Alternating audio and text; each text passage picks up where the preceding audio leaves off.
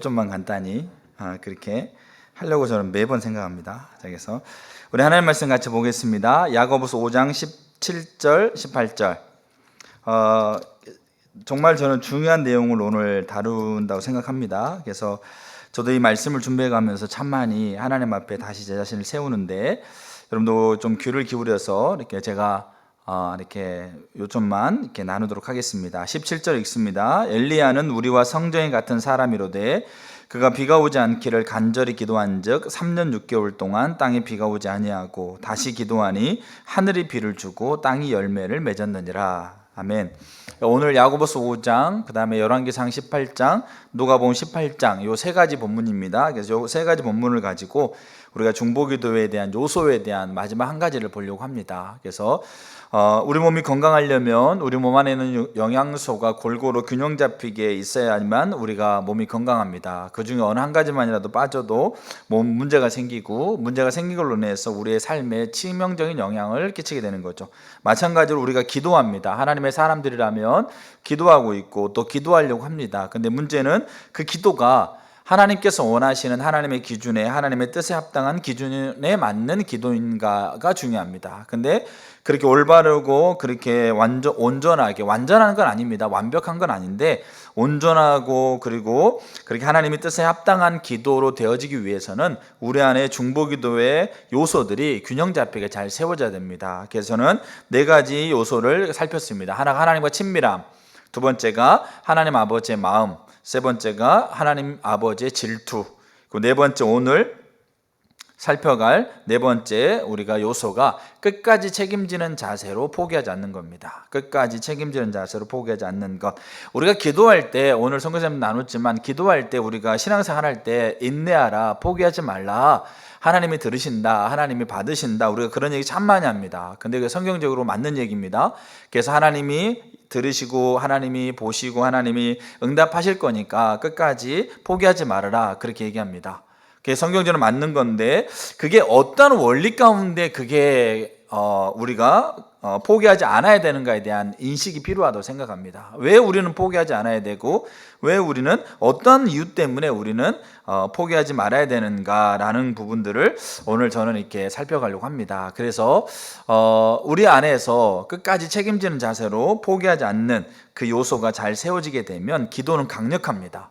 기도는 하나님께서 근거 삼고 움직이는 발판이 됩니다. 그래서 이사야서를 보게 되면 에돔의 포도즙들을 팔고 임하는, 에돔은 이스라엘을 괴롭히고 있는 대상의 대명사입니다. 그래서 그 에돔을 밟고 그 에돔의 포도즙들을 짓밟고 오기 때문에 그 옷에 온갖 그 포도즙, 빨간색 포도즙이 가득 묻어 있는데, 그 묻어 있는 그분이 에돔의 포도즙을 밟고 임하는 것을 누가 제일 먼저 발견하냐면 성벽 위로 올랐었던 파수꾼이 발견합니다.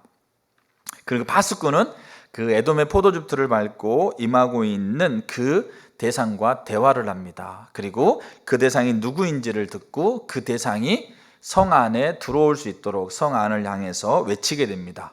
그리고 그 외침을 근거 삼아서 성 안에 있는 자들은 그 에돔의 포도즙들을 밟고 온몸에 빨간색, 그렇게 어떻게 보면 빛이 난 모습으로 들어오고 있는 그분을 영접하게 되는 겁니다. 그래서 그 기도가, 그 파수꾼이 외치고 있는 것이 근거가 되어져서 그 에돔의 포도즙들을 밟고 임하는 그분이 성 안으로 들어오시는데, 마찬가지로 기도는 강력합니다. 우리가 균형 잡히게, 중보기도 요소가 균형 잡히게 세워지게 되면 우리의 기도는 강력하고요, 우리의 기도를 발판 삼고 근거 삼아서 만왕의 왕이 오십니다. 그래서 우리가 그런 요소 가운데 이제 끝까지 책임지는 자세, 그리고 포기하지 않는 것을 보려고 합니다. 자, 그걸 보기 위해서 우리가 세 가지 크게 좀 보려고 하는데, 첫 번째가 뭐냐면, 자, 하나님 나라의 중요한 원리가 있습니다. 하나님 나라의 중요한 원리는 동역자의 원리라는 게 있습니다. 지금 저는 끝까지 책임지는 자세를 가지고 포기하지 않아야 된다는 것에 대한 그 이유를 찾아가려고 하는 겁니다. 단순히 그냥 우리가 막연하게 하나님이 들으시지, 이게 아닙니다. 우리 기도에 대해서도. 그래서 첫 번째가 뭐냐, 하나님 나라의 중요한 원리는 동역자의 원리라는 게 있습니다. 그러니까 동역자 원리는 우리가 하나님과 하나님의 일에 같이 동참한다 이런 말입니다. 우리가 십자가 몸을 통해서 배워왔기 때문에 제가 그걸 설명하려는 게 아니고 그 원리를 보는 건데, 자, 이 동역자의 원리는 자 보세요. 하나님께서 인간을 하나님 나라의 동역자의 삶으로 창조하셨습니다. 그리고 인간을 구원하셔서 동역자로 삼으십니다. 자, 이게 동역자의 원리입니다. 동역자 의미가 뭔지, 뭐가 필요한지 이런 것들은 나중에 더 이렇게 우리가 십자가 몸을 통해서 살펴가지만, 자, 하나님께서 인간을 하나님 나라의 동역자의 삶으로 창조했다. 우리 저와 여러분을. 그리고 구원하셔서 동역자로 삼으셨다. 자, 그렇기 때문에 이 동역자의 원리에 의해서 하나님께서 우리에게 보이시고 알리시는 하나님의 움직임은 하나님께서 그 일로 우리를 초청하시는 겁니다. 자, 뭐에 의해서요? 동역자의 원리에 의해서 이게 하나님의 주도권인데, 하나님이 내게 어떤 거를 보이시고 내게 어떤 거를 알리시는 그 하나님의 움직임은 우리를 그 일로 초청하는 겁니다. 이게 우리 가운데 분명하게 인식이 돼야 됩니다. 여러분, 그래서 느헤미야에게 아닥사스 왕, 그때 뭡니까? 그 페르시아의 술 맡은 관원장으로서 잘 살고 있는 느헤미야에게 왜 그 동생 하나냐를 통해서 자기 나라 이스라엘의 상황을 듣게 하였을까요? 다니엘에게 왜 예레미야서를 통해서 이스라엘이 망해버렸는데 이제 이스라엘을 회복하게 될 하나님의 약속이 이제 얼마 남지 않았다는 것을 다니엘에게 예레미야서를 통해서 왜 깨닫게 하셨을까요? 이게 하나님 움직임이에요. 그리고 바울이 이 다메섹에 예수를 믿는 사람이 모아져 있다라는 얘기를 듣고 제사장의 증서를 가지고 다메섹에 예수 믿는 사람을 잡아서 이제 가두기 위해서 다메섹을 향해서 가고 있는 그 한복판에, 광야 한복판에서 왜 부활하신 예수를 만나게 하셨을까요? 성전에 이사야는 왕실 제사장이었어요. 이사야는 그가 이사야 6장의 성전에서 하나님 만나기 전에도 이미 그는 하나님 앞에 충분하게 신실했어요. 그리고 사람들의 존경과 사람들의 이 신실함의 평가를 받았던 사람인데, 그가 이사야 6장의 성전에서 그가 하나님 만나서 그 입술이 부정한다는 것을 깨닫습니다. 그리고 화로다 나로 망하게 되었다라고 고백하죠. 그때 하나님의 제단 숯불을 가지고 이사야의 입술을 대고 이사야의 죄를 용서하시고, 근데 그 앞에서 이사야 대놓고 그 앞에서 하나님이 서로 얘기하는 거, 성부 성자 성령님이 얘기하는 거, 누가 우리를 위해서 갈까? 누가 나를 위해서 갈까라고 왜 이사야 앞에서 그렇게 얘기하고 있겠어요? 왜 그렇다고 생각하세요? 이게 하나님 나라 원리에서 그렇습니다. 하나님 나라 원리에서 하나님께서 그 일을 보이시고 알리시는 하나님의 움직임은 하나님께서 그 일로 하나님의 사람들을 초청하시는 거예요. 이게 하나님 나라 원리입니다. 자, 그리고 그 원리 아래 두 번째가 뭐냐면, 그러니까 보이시고 알리시는 하나님 움직임은 하나님의 초청이다. 그 일로 초청이다는 거고, 두 번째, 그 초청에 반응했던 사람들, 그 하나님의 원리, 동역자의 원리에서 보이시고 알리시는 그 움직임으로 초청하시는 그 하나님의 초청에 반응했던 자들은 끝까지 책임지는 자세를 갖고 있었어요. 어떤 자들이요? 그 초청에 반응했던 사람들은 끝까지 그 일에 대한 책임을 지려고 하는 자세를 가졌어요. 여러분, 느헤미야 같은 경우는 자기 동생 하나냐를 통해서 이스라엘의 상태를 듣고 나서 그가 하나님 앞에 기도합니다. 근데 성경에 보면 약 4개월 정도를 기도합니다. 그리고 그가 지금 왕의 술 맡은 관원장으로서 그냥 잘 살 수 있음에도 불구하고 그 왕 앞에 자기 자신이 망해버린 자기 나라의 총리로 자기 자신이 임명을 해달라고 그러면서 총리로 그날 내려갑니다. 왕의 술 맡은 관원장에서 한 나라의 총리가 되니까 더 나은 삶이겠지. 여러분, 그게 아닙니다. 철저하게 그가 하나님께서 그에게 보이셨던 일, 움직였던 일에 그가 반응했기 때문에 거기에 대해서 끝까지 책임지는 자세를 가지려고 하는 겁니다. 다니엘이 하나님 앞에 그 예레미야서를 통해서 깨달았던 것을 품고 다니엘이 21일을 기도합니다. 그냥 21일을 기도하는 게 아니고 자기의 총리직을 걸고 있는 겁니다. 그러니까 문제는 무슨 말이냐면, 그 다니엘이 총리직을 갖고 있었기 때문에 그 총리직을 갖고 있는 것으로 인해서 못마땅히 여기게 되는 사람들이 매우 많았습니다. 근데 그들이, 우리가 다니엘서를 보면 알겠지만, 그들이 실제로 다니엘을 죽이기 위해서 법을 만들기도 합니다. 그 말은 즉슨 뭐냐면, 다니엘이 그가 자기가 섬기고 있는 바사, 뭡니까? 페르시아, 그 바벨론, 그 나라의 그 총리로서 자기 본국 이스라엘의 회복을 위해서 기도하는 것은 어떻게 보면 그 포로가 되어진 나라를 다시 회복하고자 하고 있는 뭡니까? 욕심을 품는 거 반역이랑 똑같습니다. 그러니까 자기의 총리직뿐만 아니라 자기의 목숨까지 걸고 하나님 앞에 기도하고 있는 거라고 보면 됩니다. 그 말은 왜 그럴까요? 끝까지 그가 반응했던 하나님의 움직임에 책임지려는 자세를 갖습니다. 이사야, 누가 나를 위해서 갈까? 누가 우리를 위해서 갈까? 그랬을 때 이사야가 거기 손을 듭니다. 주님, 제가 여기 있으니까 저를 보내세요. 이사야가 나중에 후회했을 수 있습니다.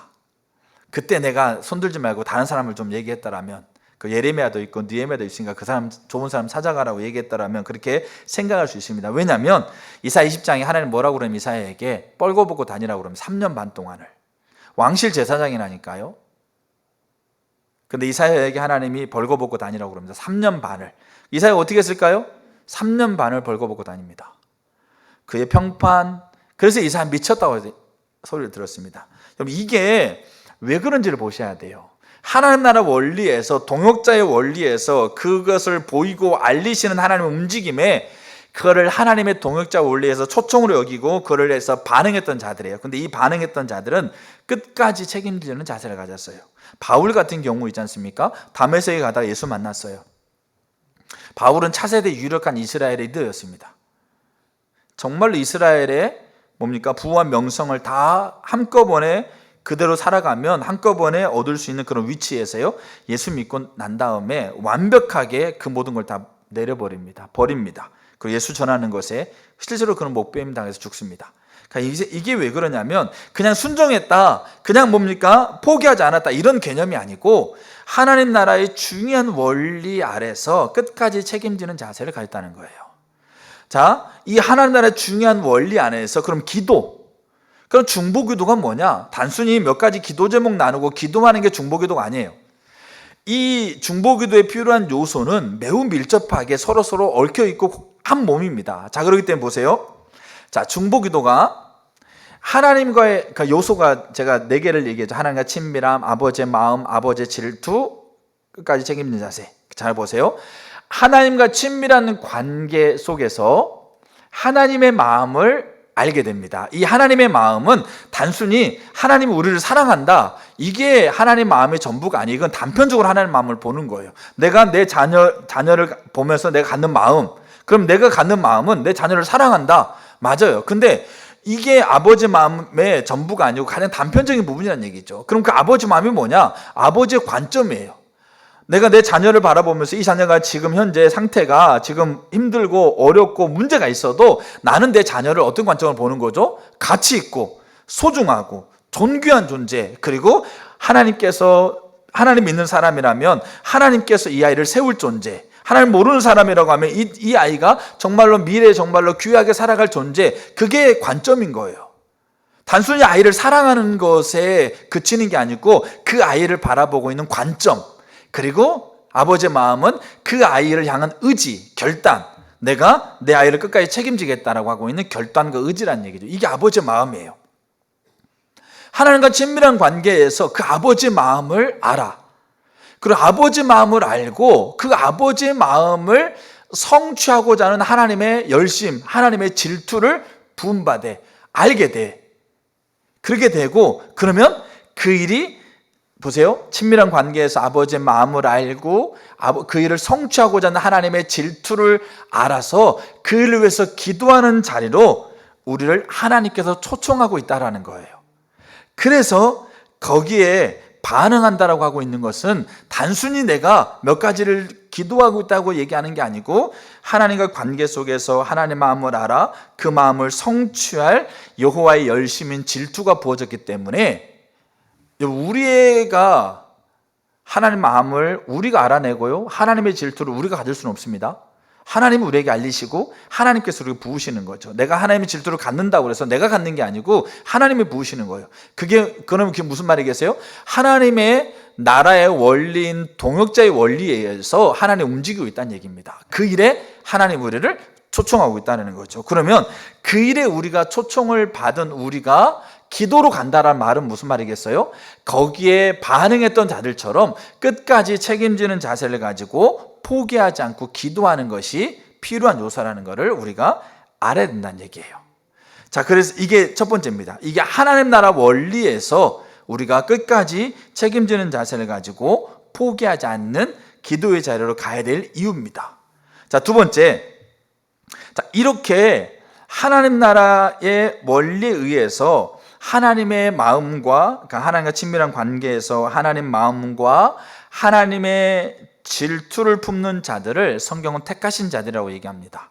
이 택하신 자들이 갖는 원한과 기도의 관계에서 우리는 끝까지 기도해야 될 내용들을 우리는 살펴갈 수 있습니다. 자, 이 부분을 성경에는 두 가지 제가 큰 이렇게 이 본문을 통해서 나누려고 하는데, 첫 번째가 누가복음 18장입니다.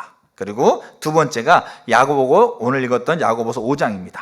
그러니까 이게 무슨 말이냐면 하나님의 질투를 품는 자들이 택하신 자들인데, 이 택하신 자들이 품었던 것이 원한입니다. 근데 이 원한과 기도와의 연관성을 제가 살피려고 하는 겁니다. 자, 그러면 성경 한번 보겠습니다. 누가복음 18장 한번 보도록 하겠습니다. 누가복음 18장.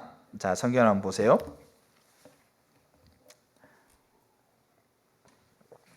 자, 1절부터 8절까지인데 먼저 1절 한번 보겠습니다. 자, 예수께서 그들에게 항상 기도하고 낙심하지 말아야 할 것을 비유로 말씀하여. 자, 이 말은 예수님이 지금 이 뒤에 이제 불의한 재판장과 과부의 이야기를 예수님이 제자에게 들려주시는데, 그 들려주시는 이유는 뭐냐면 항상 기도하고 낙심하지 말아야 할 것에 대한 그 예수님의 이야기를 설명하기 위한 비유란 얘기죠. 자, 그러면서 이제 3절 보세요. 자, 그 도시에 2절에는 이제 불의한 재판관이 있다. 하나님도 두려워하지 않고 사람도 두려워하지 않고 그냥 뭡니까? 무시하고 있는 그 재판관이 있는데, 3절, 그 도시에 한 과부가 있어 자주 그에게 가서 내 원수에 대한 나의 원한을 풀어주소서 하되. 자, 됐습니다. 자, 7절, 하물며 하나님께서 그 밤낮 부르짖는 택하신 자들의 원한을 풀어주지 아니하시겠느냐? 그들에게 오래 참으시겠느냐? 내가 너희에게 이르노니 속히 그 원한을 풀어주시리라. 자, 한번 저를 보세요. 이게 무슨 내용이냐면, 자, 불의한 재판관이 있어요. 자, 그 다음에 억울한 일을 당한 이렇게 과부가 있습니다. 근데 이 과부가 억울한 일을 해결하기 위해서 재판관을 찾아갔어요. 근데 재판관은 그냥 무시해버리는 거예요. 그래서 이제 쫓겨났어요. 근데 이 억울한 일을 해결하기 위해서 계속 재판관을 끈질기게 찾아갔다는 얘기예요. 그랬더니 재판관이 뭐라고 그러냐면, 내가 하나님도 두려워하지 않고 사람도 두려워하지 않아서 저 과부 정도는 내 무시해버리는데, 내가 저 여인이 너무 나를 귀찮게 하기 때문에 그 귀찮음이 귀찮아가지고 내가 해결해 주겠다. 자, 이런 내용인 거예요. 알겠죠? 자, 그럼 우리는 여기에서 뭘 봐야 되냐면, 중요하게 봐야 될 게 뭐냐면, 이 여인, 이 홀로 된 여인이 가지고 있었던 원한은 부정직하거나 부당한 것이 아니에요. 그러니까 무슨 말이냐면, 정당하게 대우를 받고 정당하게 누려야 할 것인데, 근데 문제는 뭐냐면 그것이 원수에 의해서 그것이 침범당한 거였어요. 알겠죠? 그러니까 원한이라고 하니까 복수, 뭡니까? 분노. 자, 이런 건데, 문제는 뭐냐면 부당한 것, 그 다음에 뭡니까? 부정직한 것이 안 되고 있는 것에 대한 뭐 어떤 이렇게 그 화난 그런 것을 가지고 가서 뭡니까? 해달라고 그렇게 요청하고 이런 게 아니고, 이 여인이 마땅히 누려야 되고 마땅히 가져야 될 것인데 그게 침범당하고 있다는 거죠. 근데 이 여인의 모습을 얘기하면서 예수님이 뭐라고 그러냐면, 이 여인을 빗대면서 예수님이 택하신 자들의 원한이라고 얘기하고 있어요. 그러면 이 여인처럼 택하신 자들의 원한은 뭐냐면, 여기 택하신 자들은 하나님의 자녀 전부를 가리킨다고 보시면 돼요. 근데 이 택하신 자들의 원한은 뭐겠어요? 마땅히 존중받아야 되고 마땅히 뭡니까? 귀하게 여김받아야 될 것이 그렇게 여겨지지 않는 것을 바라보면서 갖는 원한을 얘기하고 있는 거예요. 그러면 이 택하신 자들이 가지고 있는 원한은 그럼 어떤 원한이냐면, 하나님이 계시는데 그 하나님이 자기에게 소중한 것들을 소중하게 여기고 가치 있게 여기고 존중하게 여기는 것이 하나님이 가지고 있는 마음인데, 그 하나님이 소중하게 여기는 것이 마땅하게 소중하게 여김받고 있지 않는 거예요. 하나님이 귀하게 여기는 것이 마땅히 귀하게 여김을 받고 있지 않는 거예요. 그거를 바라보면서 갖고 있는 원한이라는 거예요. 이 여인이 마땅히 누려야 되고 받아야 될 것이 침범당하고 있는 것에 대한 원한을 가졌던 것처럼, 여러분, 우리가 하나님이 소중하게 여기는 것, 하나님의 거룩함, 하나님의 이름, 예수님의 이름, 성령님의 이름, 교회 예배, 하나님의 나라, 여러분, 이런 것들이 하나님이 소중하게 여기고 마땅히 소중하게 여김을 받아야 돼요. 근데 문제는 우리가 살아가고 있는 삶 속에서 그 하나님의 이름이 소중하게 여김을 받느냐고요. 하나님께 드리는 예배가 소중하게 대우를 받고 있느냐고요. 근데 그렇게 소중하게 가치 있게 하나님이 의도하시는 대로 그렇게 여겨지지 않고 있는 것을 보면서 갖는 원한, 이게 예수님께서 말하고 있는 택하신 자의 원한이에요. 자, 그러면 보세요. 예수님께서 지금 하고 있는 이 비유 속에서 그 택하신 자들의 원한을 가지고 있는 그들이 이 여인처럼 원한을 그대로 수긍하거나 어쩔 수 없었다라고 여기는 것이 아니라 끈질기게 그것이 해결되도록 매달리는 것이 하나님께서 원하시는 거라는 거예요. 그리고 이것이 끝까지 포기하지 않는 자세를 가지고, 끝까지 책임지는 자세를 가지고 포기하지 않는 기도라는 거예요. 왜 이거를 기도라고 표현하냐면, 여러분 이걸 잘 보셔야 될 게 뭐냐면, 지금 이야기 구조가 이거예요. 지금 재판관이 있어요. 그 다음에 여인이 있어요. 그 여인이 원한이 있습니다. 그 원한을 해결하기 위해서 재판관을 끈질기게 찾아가는 것이 이 이야기의 구조예요. 근데 이 이야기 구조 속에 예수님은 그 뒤에 그 대상들에게 정확하게 그 어떤 내용을 대입하고 있어요. 자, 재판관은 지금 하나님 누구를 대입하고 있어요? 예수님이 누구를 지금 지칭하고 있어요? 하나님을 지칭하는 거예요. 하나님이 불의하다는 얘기가 아니에요. 불의한 재판관도 심지어 이렇게 하는데 하나님이 그렇게 하지 않겠네, 이런 얘기예요. 그러니까 불의한 재판관은 누구로 지금 대칭하고 있는 거죠? 하나님. 그러면 여인은 그럼 누구로 지칭하고 있는 거죠? 택하신 자들. 예수의 이야기 속에 예수님이 지금 의도적으로 그렇게 배열을 짜고 있다는 얘기죠. 그러면 여인이 가지고 있는 원한, 원수에 의해서 침범 나가고 있는 원한, 이 원한은 지금 예수님 지금 뭘 대입하고 있는 거죠? 택하신 자들의 원한. 이거는 하나님이 소중하게 여기는 것들이 소중하게 여김당하지 않고 있는 것을 바라보면서 갖고 있는 분노, 하나님의 질투, 이걸 여기고 있다는 얘기죠. 그리고 중요한 사실은, 자, 재판관은 하나님이에요. 여인은 택하신 자예요. 여인이 가지고 있는 원한은 택하신 자의 원한이에요. 그러면 이제 하나가 남았어요. 뭐냐면 이 여인이 재판관을 계속 끈질기게 찾아가서 자기의 원한을 해결하려고 하고 있는 것에 있으면 뭐로 대입하고 있는 걸 보셔야 돼요. 뭐로 대입하고 있을까요? 그걸 기도로 대입하고 있다는 얘기예요. 자, 18장 7절 한번 보세요. 하물며 하나님, 재판관이죠. 자, 택하신 자들, 이게 여인이죠. 여인이 가진 원한이죠. 그럼 딱 하나 남아요.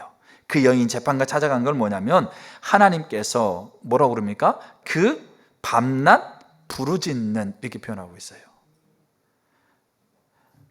여러분, 예수님의 비유에서 그래서 항상 기도하고 낙심하지 말아야 될 것을 얘기하고 있다는 거예요.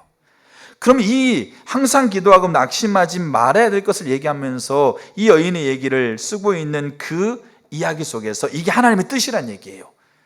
하나님의 초청에 중보기도자로 반응한 자들은 끝까지 책임지는 자세를 가지고 하나님 앞에 기도하는 거죠. 근데 왜 이게 하나님의 뜻이냐면 뭐라고 그래요? 밤낮 부르짖는 자들의 원한을 풀어주지 아니하시겠느냐. 이 말은 풀어주겠다는 얘기, 안 풀어주겠다는 얘기예요. 풀어준다는 말이에요. 제가 제 아이한테, 야, 아빠가 그거 안 해주겠어? 안 하겠어? 이 말은 부정적인 말로 얘기하고 있지만 한다는 얘기, 안 한다는 얘기예요. 한다는 얘기잖아요.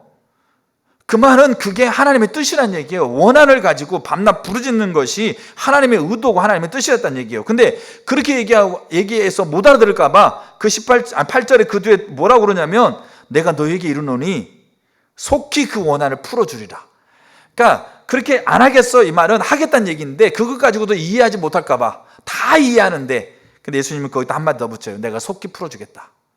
그게 하나님 뜻이란 얘기예요. 그게. 왜냐하면 이게 하나님 나라 원리이기 때문에 그래요.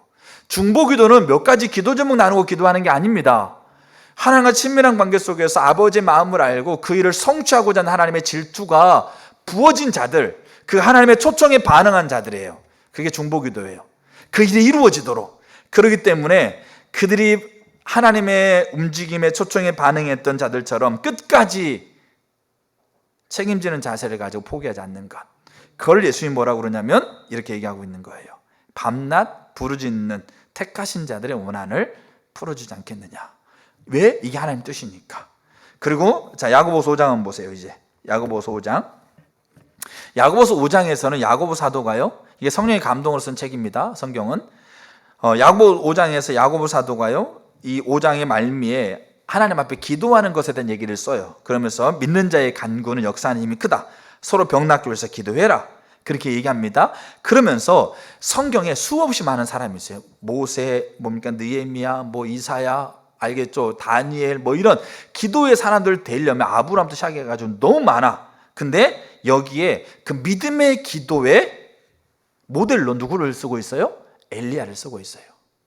근데 엘리야를 쓰면서 이 야고보 사도는 성령의 감동으로 엘리야의 두 가지 특징을 얘기하고 있어요. 하나의 특징이 뭐냐면 엘리야는 우리와 성정이 같은 사람이다. 야고보서 5장 17절 보세요. 성정이 같은 사람이다. 두 번째, 그가 간절히 기도했다. 이게 돼 있어요.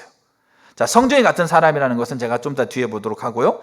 그가 엘리야에 대해서 얘기하고 있는 특징 중에 하나가 간절히 기도했다는 얘기요. 여러분, 우리가 간절히 기도했다는 것을 막 힘써서 막 뭔가 애절하게 뭔가 이렇게 이런 개념이 아니에요.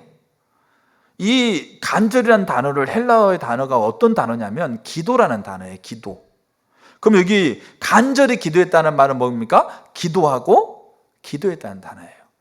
간절이라는 말이 막 이렇게, 알겠죠? 우리가 하고 있는 막 이런 의미가 아니었다는 얘기예요. 기도했라는 단어예요. 그래서 기도하고 기도했다는 거예요. 그러면 자 보세요. 엘리야가 기도하고 기도했어요. 근데 뭘 기도합니까? 그가 비가 오지 않기를 기도했어요. 그게 기도하고 기도하고 기도하고 기도한 거였어요. 근데 비가 오지 않았어요. 그리고 또 18절에 다시 기도하니, 이 말이 간절히 기도했다는 말이에요. 기도하고 기도하고 기도하고 기도했다는 말이에요. 그러면 자, 엘리야가 왜 비가 오지 않기를 위해서 기도했을까요? 여러분, 대한민국도 6개월 이상 비가 안 오면 대한민국에 큰 문제가 생깁니다. 근데 이스라엘은 광야예요. 사막이에요. 근데 비가 오지 않으면 큰일이 생겨요. 여러분, 우리가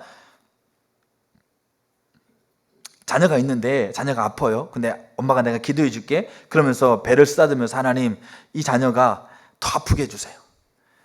하나님, 이 자녀가 더 힘들게 해주세요. 막 이렇게 기도했다고 생각해 보세요. 그럼 자녀가 그 소리를 듣고 나서 자녀가 하나님, 정말 우리 어머니가 나를 위해서 정말 간절하게 기도하겠구나, 이렇게 생각하겠어요? 남편이 어려워, 사업장이 어려운데 아내가 신실하게 교회 다니는 분이야. 근데 어느 날 자다가 일어나서 보았더니 저쪽 방에 가서 기도하고 있어. 그 기도 내용을 들어보니까 하나님, 우리 남편 사업 망하게 해주세요. 우리 남편 사업 쫄딱 망하게 해주세요. 이렇게 기도하고 생각해 보세요. 그럼 남편이 그 소리 듣고 나서 그냥, 야, 우리 아내가 정말 정말 신실하게 나를 위해서 기도하고 있구나, 이렇게 생각했냐고요. 여러분, 비가 오지 않는 그 환경 속에서 비가 오지 않기 위해서 기도하는 거요? 여러분, 이게 얼마나 어렵고 힘든 기도인 줄 아셔야 돼요. 근데 왜 이렇게 기도했냐고요. 여러분, 18장에 엘리야가 하늘에서 불을 내리는 대결을 펼칩니다. 그때 엘리야가 기도할 때 이렇게 기도합니다. 바알과 아세라 850명이 먼저 기도했거든요. 근데 비가 안 내렸어요. 근데 제단을 만들어 놓고 엘리야가 기도합니다. 이렇게 기도해요. 하나님, 내가 하나님의 선지자인 것과 그리고 하나님만이 참된 하나님이신 것을 이스라엘 백성으로 알게 하세요. 그래서 그 일을 위해서 하늘에서 불을 내려주세요. 이 많은 즉슨 뭐냐면, 엘리야가 비가 오지 않기 위해서 기도했던 것은 이스라엘 백성이 하나님을 떠났어요. 그래서 하나님이 그들을 돌아오게 하기 원하는 거예요. 근데 돌아오기 위해서 이들이 하나님께서 주시는 그 비를 그치면서 당하는 고난 가운데 이들을 그 환경 가운데 처하게 하시면서까지 이들을 하나님께로 돌이키기 원하시는 하나님의 마음과 하나님의 질투를 이 엘리야가 뭐 하게 된 거죠? 안 거예요. 그래서 엘리야가 비가 오지 않기를 위해서 기도한 거예요. 그리고 다시 3년 반이 지나고 난 다음에 다시 하나님의 비를 내리겠다는 소리를 듣고 엘리야가 다시 기도해요. 근데 이 비가 내리겠다고, 비가 오지 않기 위해서 기도했던 내용은 17장 1절에 그냥 한 줄로 끝나요. 근데 비가 오도록 기도하고 있는 것에 대해서 열왕기상 18장에 이렇게 쓰고 있어요. 엘리야가 하나님 비의 소리를 듣고 나서 엘리야가 하나님 앞에 기도합니다. 머리를 두 무릎 사이에 집어넣고 기도합니다. 이게 그 여인이 해산하는 모양이라고 하더라고요. 그래서 그렇게 우리는 그 얘기를 들으면서 정말 고통스럽게 간절하게 애절하게 기도했다. 여러분, 그거를 얘기하고 있는 게 아니에요. 근데 그렇게 기도하고 나서요, 하나님 비의 소리를 듣고 비가 내리겠다고 하니까 하나님께서 똑같아요.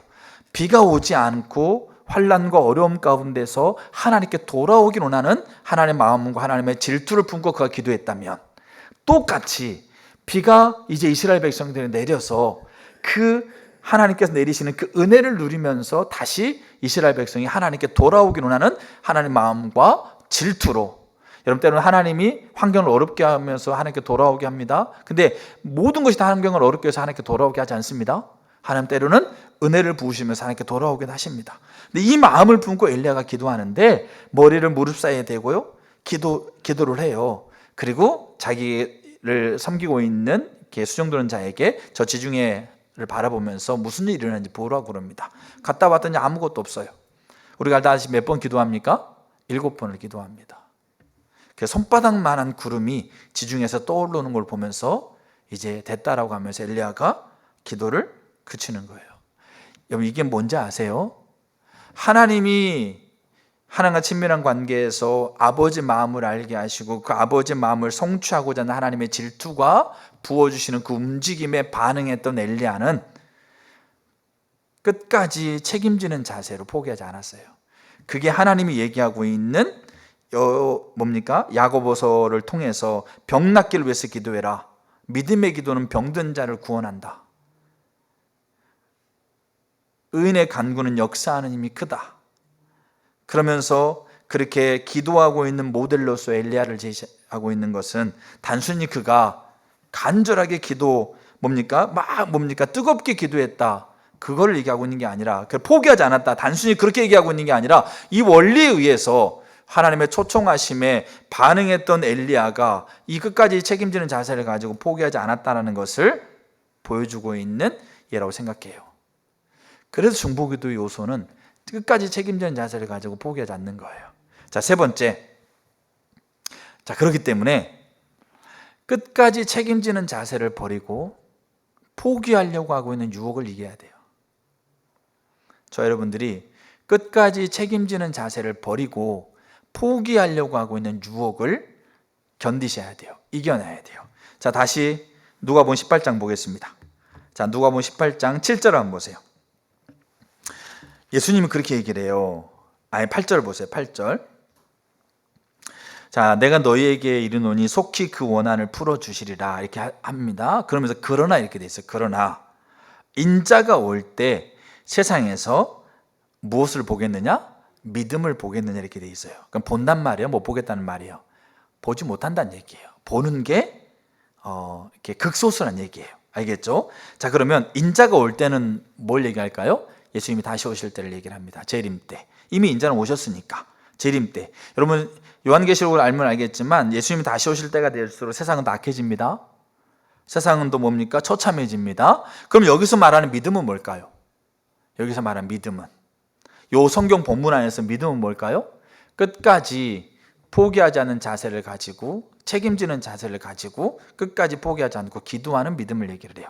페드라 주석이 이렇게 얘기합니다. 보세요. 자, 많은 주의 제자들이 박해의 시대 속에서 낭망하여 허탄함에 빠지게 될 것을 예고하는 말씀이다. 결국 예수님의 재림이 늦어짐에 따라서 많은 사람들이 세상 풍조에 휩쓸려 신령한 믿음의 길을 포기하게 되리라는 예측이 담겨져 있다. 믿음을 보겠느냐? 보지 못한다는 얘기예요. 자, 근데 이 옥스퍼드 주석에서 이렇게 표현하고 있어요. 자, 이걸 우리 잘 보셔야 될 게 뭐냐면, 보세요. 자, 믿음을 보겠느냐라는 말은 볼 수 없을 거라는 의미가 그 원문의 내용에 더 강력하게 드러난다는 얘기죠. 그럼 여기서 말하는 믿음은 뭐냐? 여기서 말하는 믿음은, 보세요, 지속적으로 하나님께 간구하는 실천적인 믿음이란 얘기예요. 지금 믿음에 대해서 우리가 얘기를 여러 가지 믿음의 부분 볼 수 있지만 특별히 누가복음 18장에서 예수님 말하고 있는 믿음은 뭐냐면, 믿음 뭐라는 거죠? 항상 기도하고 낙심하지 않는 그 자리에 서는 걸 믿음이라고 얘기하고 있다는 얘기예요. 그래서 보세요. 자, 보겠느냐라고 하고 있는 이 말 속에는 부정적인 의미가 포함되어 있는데, 인자가 다시 올 때 사람들의 마음은 완악해져서 하나님이 그의 택한 백성들의 기도를 들어주신다라는 너무 분명한 사실조차 거부하며 그들의 마음에 의보다는 악이 가득 차서 간구하지 않을 것이 예언되고 있다는 얘기예요. 그렇기 때문에 끝까지 책임지려고 하는 자세를 버리고 포기하려고 하는 유혹을 견뎌야 돼요. 포기하려고 하는 그 유혹을 이겨내셔야 된다는 얘기예요. 그러나 예수님이 다시 오실 때가 될수록 많은 사람들이 그걸 포기한다는 얘기예요. 많은 사람들이 그거를 뭐 한다는 겁니까? 그것을 버려버린다는 얘기예요. 자, 그러면서 아까 제가 야고보 사도가 믿음의 기도의 모델로 엘리야를 제시하고 있는데, 하나가 두 가지 특징을 얘기했다고 그러죠. 하나가 간절히 기도한다. 기도한다는 얘기예요. 근데 그 앞에 야고보서 5장 17절에 엘리야의 특징에 대해서 얘기하면서 뭐라고 얘기합니까? 우리와 똑같은 사람이다라고 얘기하고 있는 거예요. 그럼 우리와 똑같은 사람이라고 하고 있는 건 뭐냐면, 그 당시에 여러분 보세요. 루터, 조지 밀러는 5만 번 기도응답을 받았대요. 그런 사람의 얘기를 들으면 우리는 어떻게 생각해요? 야, 정말 대단하다. 와, 정말 모세, 아브라함, 다윗, 이런 사자굴 속에 들어가 살았다, 이런 얘기 들으면 정말 대단한 사람처럼, 우리와는 좀 너무 다른 사람처럼 그렇게 여겨지는 거죠. 그 당시 초대교회도 그랬어요. 엘리야, 하늘에서 불이 내리고 비가 내리고 비가 오지 않고, 이런 얘기 들으면 마치 자신과는 비교할 수 없는 저 멀리 있는 사람처럼 그렇게 여겨졌다는 거죠. 근데 야고보가 얘기하고 있는 거는 그게 아니에요. 우리와 똑같은 사람이다. 이게 무슨 말이에요? 우리와 똑같이 괴로움을 지니고 실망과 좌절과 낙담의 자리에 설 수 있는 연약한 존재다. 여러분, 이게 옥스퍼드 주석에서 이렇게 얘기를 합니다. 보세요. 엘리야가 우리와 다를 바 없는 사람이라는 거죠. 왜냐하면 우리와 똑같이 갈등하고 회의에 빠지고 지치고 고난을 받았던 사람이라는 겁니다. 보세요. 자, 우리처럼 먹지 않으면 배고프고 마시지 않으면 갈증나고 어려움에 처하면 두렵고 슬프고 위협을 받을 때 불안해하고 낙심하고 좌절하고 실망하고 웃고 울 수 있는 우리와 똑같은 사람이다. 이게 뭡니까? 성정이 같은 사람이에요. 근데 왜 이사야는 역사적으로 하늘에서 불이 내리도록 그가 기도하는 통로가 되었고 하늘에서 비가 내리도록 기도하는 통로가 되었을까? 왜 그럴까요? 끝까지 책임지는 자세로 포기하고자 하는 그 유혹을 이겨낸 거예요. 엘리야가요, 자기가 하나님 앞에, 하나님 이제 됐으니까 저를 데려가 주세요라고 로뎀나무 아래에서 그렇게 얘기합니다. 포기하고 싶고 낙담하고 좌절된 자리에서 그는 그것을 이겨냈어요. 루터라는 사람이 있는데, 이 루터라는 사람이 기도를 뭐라고 표현하냐면 노동 중에 노동이라고 표현해요. 그러니까 노동 중에서 제일 힘든 노동이 기도라고 표현해요. 그러니까 이거는 기도가 막 슬프고 기도가 어렵고 이걸 얘기하고 있는 게 아니에요. 이가 노동 중에 노동이라고 표현하고 있는 이유는 이거예요. 보세요. 자기 자신을 볼 때 자기가 기도하는데 기도하는 자의 마음이 심약한 것, 스스로 느끼는 무가치함에서 비롯되어지는 의심과 불평과 불만에 맞서 장대한 전쟁을 벌여야 하기 때문에, 그러니까 내가 하나님을 신뢰하고 하나님의 약속을 신뢰하고 끝까지 책임지면서 포기하지 않으려고 기도하려고 하는데 나는 뭐하다? 연약한 거예요.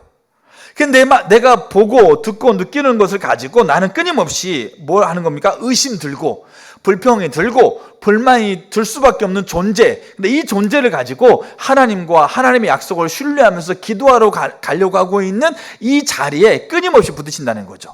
그렇기 때문에 기도를 노동 중에 노동이라고 표현하고 있는 거예요. 기도 자체가 힘들다, 기도 자체가 뭡니까? 기쁨이 아니고 정말 힘든 노동이다라고 얘기하고 있는 게 아니라 그 기쁨의 자리에, 그 영광의 자리에 서는 내 자신이 끊임없이 내가 의심하고 보고 듣고 느끼는 것으로 판단할 수밖에 없는 나의 연약함 때문에 그것을 매 순간마다 부딪힌다는 거예요.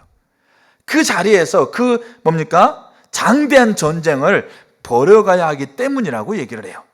여러분, 이 선제적인 기도라는 책에서 이분이 이렇게 쓰고 있어요. 보세요. 조지 뮬러라는 사람이 일평생 많은 사람들을 위해서 기도했는데 그가 말년에 그렇게 씁니다. 책에. 그 가운데 단 한 사람도 그리스도를 영접하지 않고 죽은 사람이 없다고 인생 말년에 그가 기록해요. 근데 뭐냐면 그 기도했던 사람 중에 조지 뮬러가 죽기 전에 예수 안 믿는 사람도 있었어요. 근데 이렇게 기도했다는 얘기예요. 저는 이게 정말 대단하다고 생각해요. 근데 실제적으로 보세요. 조지 뮬러가 기도했던 사람들이 조지 뮬러가 기도하기 1년에 예수님 믿고 1년 6개월 예수님 믿고 뭡니까? 그가 죽기 전에 예수님 믿고 죽을 때 예수님 믿고 죽고 나니 예수님 믿고. 근데 그는 그 인생의 마지막 때 그렇게 내가 기도했던 사람이 뭡니까? 한 사람도 영접하지 않고 죽은 사람이 없다라고 쓰고 죽는다는 얘기예요. 그러면서 그렇게 하는 거를 이렇게 얘기해요. 그렇게 많은 사람들이 그리스도께 돌아올 수 있었던 것은 조지 뮬러가 그렇게 일기에 그렇게 쓸 수 있었던 것은 조지 뮬러가 공격적으로 매일 수십 년 동안 끈질기게 기도한 결과였다 이렇게 표현합니다. 자, 그러면서 하는 얘기가 뭐냐면 우리는 그렇게 하지 못한다. 내 경우만 해도 지난 몇 해 동안 기도하다가 포기한 경우가 얼마나 많은지 셀 수도 없다. 우리는 며칠 동안 집중적으로 기도하는데 능숙하다. 그리고 아주 드물기는 하지만 같은 기도 제목으로 몇 년 이상씩 아주 간헐적으로 이따금 생각할 때마다 기도하기도 한다. 하지만 같은 기도 제목으로 10년 이상을 그렇게 간절히 구할 수 있는가? 그것은 우리의 기대와 우리의 예상에서 어긋나는 거다. 우리는 기도의 응답이 조금이라도 지연되면 하나님께서 응답하시지 않기로 작정하셨거나 우리가 하나님의 뜻에 따라서 기도하지 못했을 거라는 경솔한 결론을 지어버린다. 그래서 기도하지 않는다는 얘기예요. 그러나 끝까지 책임지는 자세를 가지고 이거는 여러분 그냥 고집이 아니에요. 분명하게 하나님 움직이심, 그 움직임에 반응하는 것을 그 원리를 전제하고 있어요. 그렇다고 한다면 그러면 끝까지 책임지는 자세로 포기하지 않는 그 기도의 자리를 무너뜨리려고 하고 있는 책임지는 자세를 버리고 포기하려고 하고 있는 그 유혹에서 이겨내셔야 돼요. 이 더치스 목사님이 하늘과 땅을 움직이는 중보기도에서 이렇게 써요. 자기가 집회 갈 때마다 집회에 은혜가 있으니까 목사님 설교를 들을 때마다 결심한다는 거예요. 그렇게 살아야지. 그렇게 해보겠다. 그래서 집회 끝나고 돌아가서 며칠을 그렇게 한답니다. 길어봤자 몇 달. 근데 그 다음에 가서 또 옛날처럼 돌아가. 그럼 또 집회 가가지고 그렇게 해야지. 결심하고 또 가니까 또 몇 달 후에 그 자리 자기 예전과 달라진 모습이 하나도 없어. 그래 하나님께 언제 물었대요. 하나님 왜 그렇습니까? 결심하고 결심했는데 왜 나에게는 몇 달 지나서 그냥 예전 모습으로 그냥 그렇게 돌아가 버립니까? 그럼 내가 결심했던 건 뭡니까? 그렇게 물었을 때 하나님 이렇게 대답했대요. 자 보세요. 모든 진리는 너에게 씨앗의 형태로 다가온다. 자, 그것을 너에게 나눠주는 사람은 그 사람 편에서는 그게 열매이기 때문에 나눠주는 거다. 알겠죠? 근데 받는 너희는, 그러니까 나눠주는 사람은 열매이기 때문에 나눠줄 줄 모르지만 받는 너희에게는 그것이 씨앗이란 얘기예요. 그 씨앗이 열매를 맺느냐 맺지 못하느냐 하는 것은 내가 그 씨앗을 어떻게 하느냐에 달려있다. 끝까지 책임지는 자세를 가지고 포기하지 않을 때 그 씨앗이 열매를 맺는 것으로 자라갑니다. 왜 그럴까요? 우리의 힘이 아니고 우리의 능이 아니고 아버지의 마음이고 그게 아버지의 질투이기 때문에 가능한 거예요. 우리는 그냥 막연하게 서 있는 존재가 아니고 그 하나님의 나라의 원리에 의해서 아버지의 마음과 아버지의 질투로 움직이시는 그 움직임에 반응하고 있기 때문에, 그렇기 때문에 끝까지 책임지는 자세를 가지고 포기하지 않아야 돼요. 그리고 그것을 무너뜨리려고 하고는 유혹을 이겨야 돼요. 자, 마지막으로 이제 그러면 끝까지 책임지는 자세를 가지고 포기하지 않기 위해서 우리에게 필요한 게 뭘까요? 그게 믿음이에요. 그 믿음은 뭐겠습니까? 하나님과 하나님의 약속에 대한, 하나님의 움직임에 대한, 하나님이 그분과의 친밀한 관계 안에서 그 마음을 가르치시고 그 질투를 부으셔서 나로 하여금 기도하게 하시고 있는 그 하나님과 하나님 말씀과 하나님 움직이심에 대한 신뢰. 그래서 베드로전서 5장 8절 이렇게 얘기합니다. 근신하라, 깨어라. 너희 대적 마귀가 우는 사자같이 두루다니며 삼킬 자를 찾는다. 그러면서 9절에 저를 대적해라 이렇게 돼 있어요. 근데 그 앞에 뭐라고 썼냐면 너희는 믿음을 굳게 하여 저를 대적해라. 야고보 4장 7절 마귀를 대적하라 그리하면 너희를 피하리라. 근데 그 앞에 그런즉 너희는 하나님께 복종하라. 그리고 마귀를 대적해라. 그리하면 너희를 피하리라. 여러분 우리가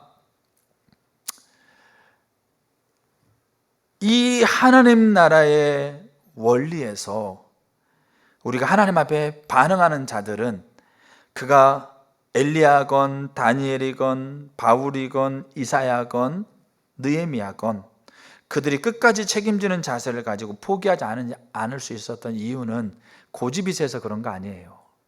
뭔가 그 삶에서 뭔가 그때그때마다 뭔가 뚜렷하게 뭔가 이런 것들이 확 다 보이고 다 누려지기 때문에 그런 거 아니에요. 어떨 때는 뻘거벗고 다녔다니까요. 아무것도 안 누려지고 더 수치스럽고 더 악해지고 더 힘들어지는 상황 가운데 곤두박질 치는 거예요.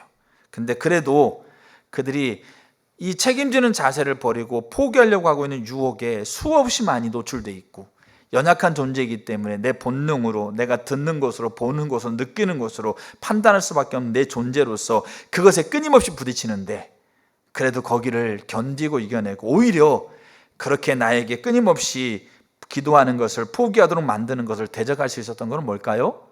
그들 자체가 뛰어나서가 아니에요. 우리와 똑같은 사람이었어요. 근데 그들에게는 뭐가 있었냐면 믿음이라는 게 있었습니다. 하나님이 우리의 기도를 들으시는 분이다. 하나님이 이 기도의 자리를 우리를 초청하셨다. 하나님이 우리의 기도를 듣고 능히 응답하실 수 있는 분이시다. 하나님은 그 어느 기도에도 못 이룰 것이 없는 능력의 하나님이시다.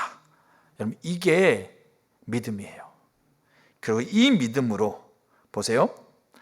기도의 응답에 승리했던 사람은 응답의 순간까지 포기하지 않는 믿음과 인내를 소유하고 있었다. 여러분 이건 모르는 분 누가 계세요? 이게 어떤 원리에서 그들이 끝까지 책임지는 자세를 가지고 포기하지 않았는가를 아셔야 돼요. 그리고 저와 여러분들이 이게 인식돼야 돼요. 그러면 기도 강력해집니다. 그리고 강력한 기도의 자리에 제가 다음에 또 살펴보겠지만 중보기도는 반드시 세 가지를 만나게 돼 있어요. 그 중에 하나가 사단을 만나요. 중보기도자는 반드시. 왜냐하면 끝까지 책임지는 자세를 가지고 포기하지 않으려고 하고 있는 이들을 무너뜨리려고 하고 있는 사단을 만나게 돼 있어요. 근데 또 하나 반드시 만나는 게 하나님 만나게 돼 있어요. 그래서 우리가 이 원리에 의해서 우리는 포기하지 않는 거예요. 끝까지 책임지는 자세를 가지고 우리가 하나님 앞에 포기하지 않고 서는 거예요. 근데 이게 우리의 힘으로 안 돼요. 믿음조차도요 하나님과 친밀한 관계가 아니면 안 되게 돼 있어요. 그래서 우리는 뭐 합니까? 끝까지 포기하지 않는 자세를 가지고 끝까지 책임지는 자세를 가지고 포기하지 않기 위해서 우리는 계속해서 뭐 합니까? 우리는 다시 이 네 가지 요소가 밀접하게 연결되어 있는 거예요. 그래서 다시 하나님과 친밀한 관계에서 다시 아버지 마음을 알고 다시 아버지 질투가 부어지고 포기하고 싶고 내리고 싶고 그다음에 뭡니까? 책임지고 싶지 않는 그 자리에 다시 그 자리를 견뎌내고 그러다 보면 다시 또 내가 그 상황 가운데 처하면서 포기하고 싶고 내리고 싶은 내 본성에 의해서 내가 그렇게 가려고 하고 있는 그 자리에 다시 하나님을 구하고 관계에서 다시 아버지 마음을 알고 아버지의 질투가 부어지고 이게 밀접하게 한 몸이 되어서 이렇게 균형 잡히게 자라간다고 생각해 보세요. 그 사람이 드리고 있는 기도는 하나님의 천사를 보내서 그 금향로에 담아서 하늘에 있는 하나님의 보좌에 있는 대접으로 부은다는 거예요. 그 대접이 쏟아질 때 그때는 무슨 일이 일어날지는 우리가 감히 상상할 수 없는 거예요. 그만큼 강력한 겁니다. 그래서 저와 여러분들이 이 네 가지 요소를 잘 이렇게 균형 잡히게 세우도록 하나님 앞에 은혜를 구했으면 좋겠어요. 하나님과 친밀함, 아버지의 마음, 하나님의 질투, 책임지는 자세를 가지고 포기하지 않는 그 자리에 저와 여러분들이 더 서기를 축복하고요. 제가 말씀을 준비하면서 우리 예수님교회 지체들에게 하나님 이 자리에 초청하세요. 왜냐하면 이 시대에 기도가 필요하거든요. 모든 교회가 기도합니다. 모든 하나님의 사람들이 기도합니다. 근데 문제는 그 기도가 하나님 마음에 합한 기도인가예요. 우리가 기도하는 기도가 하나님 마음에 합한 기도입니다. 우리가 이렇게 자신하는 거 아니에요. 근데 문제는 뭐냐면 하나님 마음에 합한 기도의 자리로 서고자 한다는 거예요. 서기를 원한다는 거예요. 그런 사람들을 하나님이 세우고 싶어 하는 거예요. 그게 바알에게 무릎을 꿇지 않았던 7천 명이었어요. 저는 우리 에스온교회 가운데 저에게부터 하나님 이 자리로 저를 초청한다고 분명히 확신합니다. 그래서 저 여러분들에게 이 네 가지 요소가 균형 잡히게 자리를 잡아야 되고요. 여러분 포기하셨던 기도가 있다면 회개하세요. 하나님 포기하지 않았는데 왜 우리가 먼저 포기합니까? 하나님 여전히 그 인생 끝날 때까지, 육신의 생명 끝날 때까지 하나님의 사랑으로, 그 질투로 그 인생을 붙들고 계셔가고 있는데 왜 우리가 그 하나님의 손길보다 먼저 우리의 손길을 떼시냐고요. 하나님이 초청해서 그 원리에서 동역자로 우리에게 기도하게 하고 있는 우리의 관계 안에 자녀건 형제건 부모건 뭡니까 남편이건 아내건 나라건 민족이건 열방이건 다음 세대건 그렇게 하나님 보이시는 것 가운데서 기도하게 했다고 한다면 하나님이 그게 하나님의 마음이고 질투인데 책임지는 자세를 가지고 포기하지 않아야 될 우리가 왜 먼저 포기하고 계세요? 여러분 다시 돌이키셔야 돼요. 다시 그 기도를 회복하셔야 돼요. 그 전제가 그거예요. 하나님 보이시면서 기도했던 거라고 한다면 다시 저 여러분들이 돌아가셔야 돼요. 그리고 절박하게 책임지는 자세를 내리고 포기했던 그 자리를 회개하시고 하나님 앞에 은혜를 구하셔야 됩니다. 저 여러분들에게 그런 은혜가 있기를 축복합니다. 아멘. 우리 찬양 같이 하시죠. 시간이 없기 때문에 우리 반주 좀 해주시고 같이 한번 기도하겠습니다.